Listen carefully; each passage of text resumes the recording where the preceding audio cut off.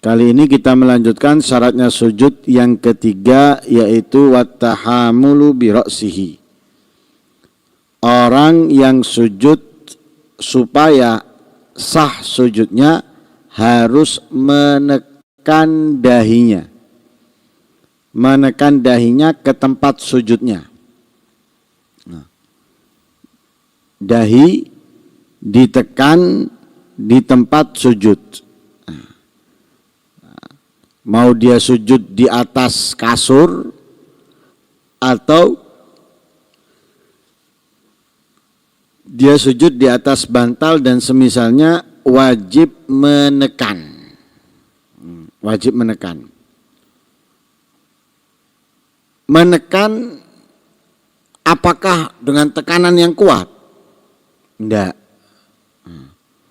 Tekanan sekiranya kalau ada kapas itu gimpes. Nah, jadi misalnya ada kapas akan gimpes karena ada tekanan.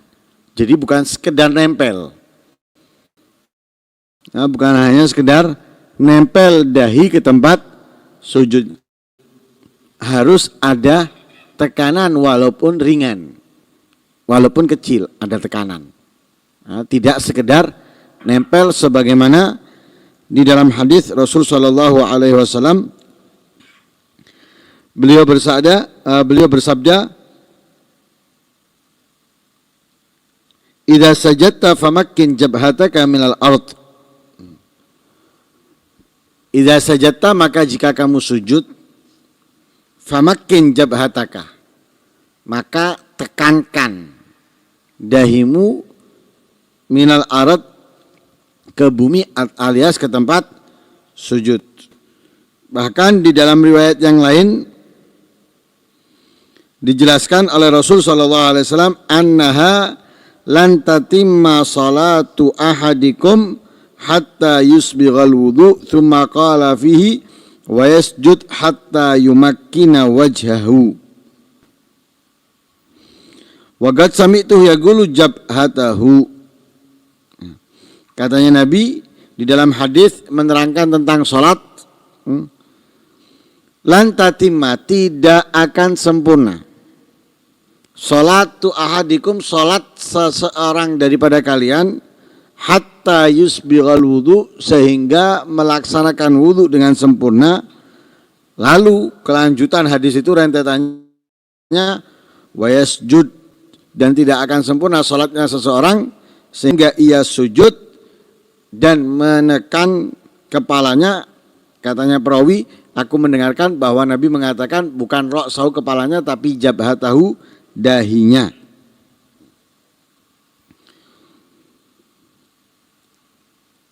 Jadi jelas bahwa sujud itu sah ketika dahinya sedikit menekan ke tempat sujud, bukan hanya sekedar nempel. Menekannya tidak perlu keras-keras sehingga membuat pusing atau bahkan membuat kepalanya pecah. Nekan, ya, nekan. Dan tidak perlu digesek-gesek. Ya, hanya menekan ke tempat sujud, nggak perlu digesek-gesek. Ya, biar ada hitamnya misalnya dahinya. Ya, nggak perlu, ya, nggak perlu digesek-gesek, cuma ditekan ke tempat sujud. Nah, makanya kalau sujud ya nyari tempat, ojo waktu disujuti loro.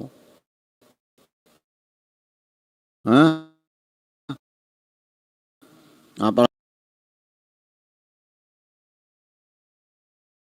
kalau dahinya akhirnya berstempel nanti, enggak. Jadi sekedar sujud, di tempat sujudnya ditekan. Menekannya tidak perlu keras-keras, sekiranya kapas itu gimpes. Lah, apakah menekan ini hanya untuk dahi? Adapun anggota sujud yang lain juga menekan. Ada perbedaan pendapat. Sebagian pendapat mengatakan hanya dahi yang wajib ditekan. Adapun yang lainnya tidak wajib menekan, sekedar nempel. Kalau yang lain sekedar nempel telapak tangan. Jari-jari Tangan ini sekedar nempel, nggak perlu ditekan. Nah, sekedar nempel. Nah, perut jadi kaki sekedar nempel, nggak perlu ditekan. Apalagi ditekuk nemen, ya, keselio nanti. Ya, begitu juga lutut, diguetno misalnya. Ya, enggak, sekedar nempel kalau semuanya. Ini pendapat. Tapi sebagian pendapat mengatakan wajib seperti dahi. Ya, sebagian pendapat wajib seperti dahi dan itu seperti yang dikatakan oleh Imam Syekhul Islam.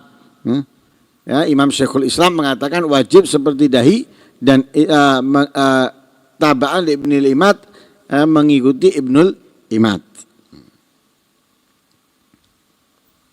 Tapi muktamad tidak, ya, pendapat yang muktamad yang paling kuat tidak ditekan, yang ditekan hanya dahi.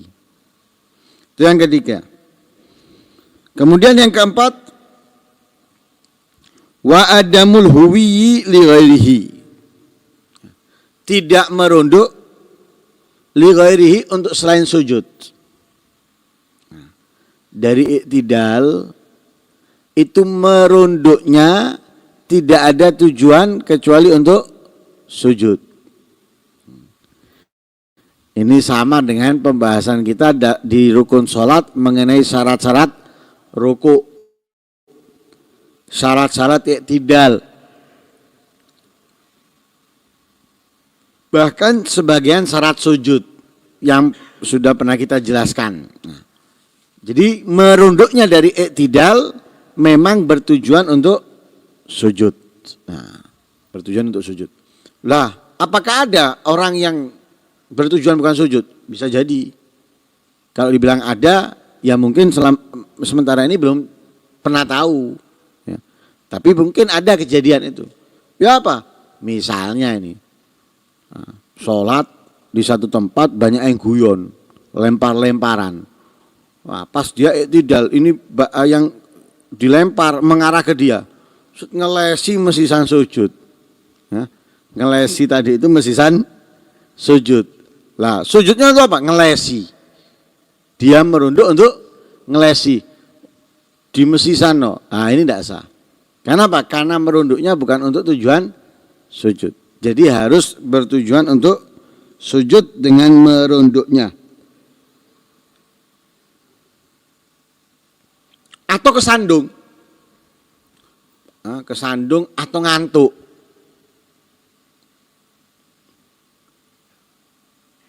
Ngantuk, sembahyang ngantuk, iktidal, sami Allahu liman hamidah, delosor, langsung sujud, isin, ya, konangan, ya, jadi gayanya langsung sujud, dipikir wong nggak tiba, padahal delosor ini tiba, langsung sujud.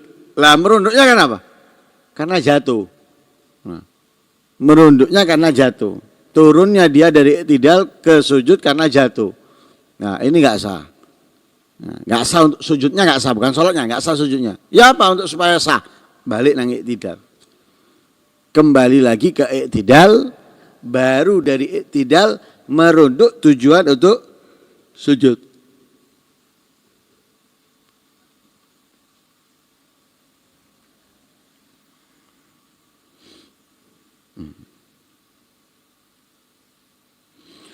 Atau gimana kalau misalnya tujuan merunduknya untuk sujud. Tujuan merunduknya untuk sujud. Tapi karena ngantuk di tengah merunduk nosop. Nah, tujuannya dari tidak apa? Sujud. Berjalan dia ke sujud ini. Sampai batas rukuk karena ngantuk ndrosor. Buok misalnya. Ya apa? Sah sujudnya. Kenapa? Karena dari awal merunduknya memang sudah ada sudah bertujuan untuk sujud tapi keblabasan. Ya, delosor.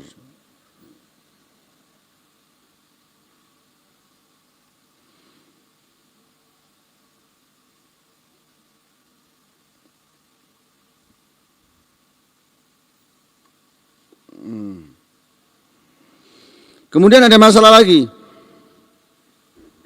Merunduk untuk sujud. Kemudian jatuh. mengenai wajahnya, jatuh, nyosop lah. Dia berkeinginan meletakkan dahinya. Tapi saat jatuh, dia menjadikan dahinya sandaran. Mungkin supaya tidak kena hidungnya, dahinya yang dijadikan sandaran. Paham ya? Tujuan merunduk untuk sujud. Tapi ngelosor. Supaya tidak kena hidungnya, dahinya yang dijadikan sandarannya. Nah, ya apa? Ini wajib kembali. Wajib kembali. Tapi apakah kembali ke tidak? Enggak. Hanya butuh ngangkat sedikit, balik. Jadi ngangkat sedikit kepalanya, kemudian balik lagi.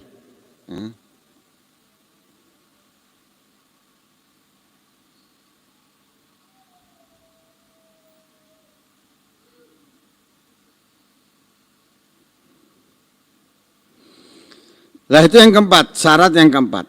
Syarat yang kelima, wa an la yasjuda ala syai'in yataharraku biharakatihi.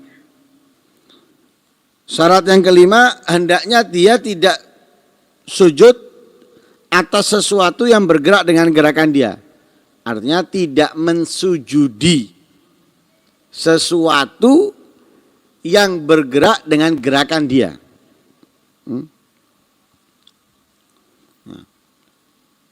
Yang bergerak dengan gerakan dia yang mana? Yang dipakai atau yang dibawa? Yang dipakai atau yang dibawa? Semisal yang dipakai baju, gamis, dan semisalnya.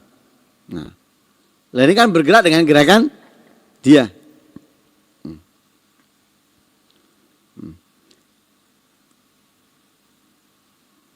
Atau yang dibawa seperti apa? Serban. Seperti serban. Lah ini mau gak mau bergerak dengan gerakan dia. Lah kalau serbannya atau pakaiannya tadi itu disujudi olehnya, maka tidak sah sujudnya. Karena apa? Karena sesuatu itu bergerak dengan gerakan dia, yang dia tidak boleh sujud di atasnya. Karena tempatnya kotor, karena pakai ridaknya masih nempel di pundaknya, ketika sujud, ya, pucuknya ridaknya ini buat alas. Dia sujud di atasnya, nggak sah sujudnya. Nah, kenapa? Ada di pundaknya yang ini bergerak dengan gerakan dia. Beda kalau ditaruh di bawah, disujudi, ya enggak apa-apa. Tapi ini berada di pundaknya. Ya. Nah, ridak disujudi enggak boleh. Karena kotor dijadikan alas misalnya. Ini enggak boleh. Ya. Karena bergerak dengan gerakan dia.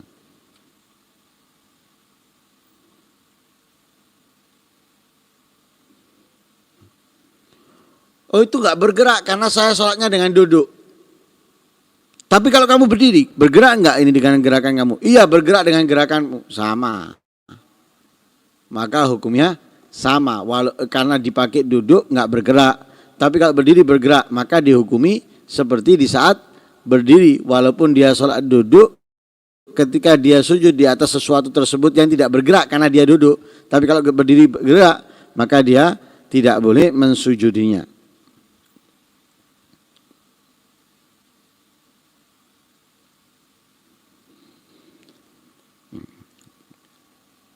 Kalau dia sengaja sholat sujud di atas sesuatu yang bergerak dengan gerakannya dia, sengaja mengetahui hukumnya, batal sholatnya.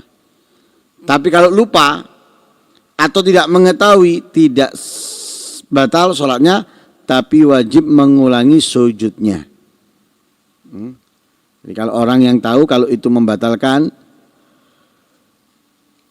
jadi dia lakukan dengan sengaja, batal sholatnya. Tapi kalau dia tahu hukumnya, akan tetapi lupa, tidak sengaja melakukannya, atau nggak tahu hukumnya, maka tidak batal sholatnya, tapi wajib mengulangi sujudnya. Itu yang ke-5. Yang ke-6, irtifa'u asafilihi ala a'alihi. Terangkat asafilihi, bagian bawah badannya, ala a'alihi, ala atas, bagian atas badannya. Artinya apa? Lempeng dan kepala ini. Lempeng harus lebih tinggi dari kepalanya ketika sujud. Ya.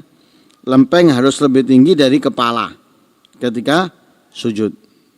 Kalau misalnya yang bawah lempeng tidak lebih tinggi dari yang atas, nggak sah sholatnya. Bahkan ketika sama, lempeng dengan kepala sama, sejajar, menurut pendapat Al-Ashah nggak sah. Jadi menurut pendapat Al-Ashah, ketika kepala dengan lempeng saat sujud itu sejajar, tidak sah menurut pendapat Al-Ashah. Nah, apalagi kalau misalnya yang bawa lempeng lebih rendah daripada yang kepala. Nah, jadi sujud harus gini. Walaupun nggak seperti tingginya nggak seperti ini, minimal lebih tinggi lah dari kepalanya. Sejajar, ada pendapat yaitu pendapat Al-Ashah, batal. Nah, kalau kepalanya lebih tinggi, jelas batal. Karena syaratnya lempeng harus lebih tinggi daripada kepala.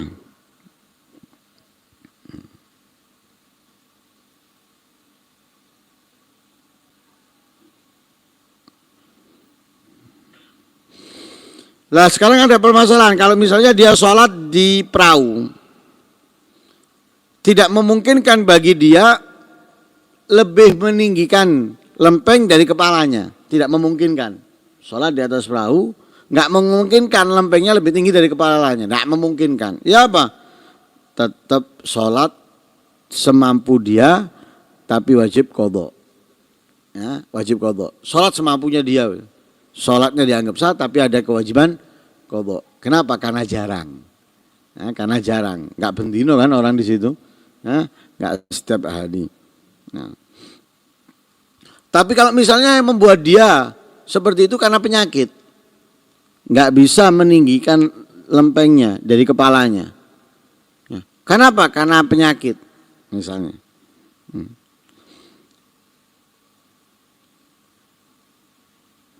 Yang jelas dia nggak mampu lempengnya lebih tinggi dari kepala. Nah ini tidak ada kewajiban mengulangi sholatnya. Ya, tidak ada kewajiban mengulangi sholatnya.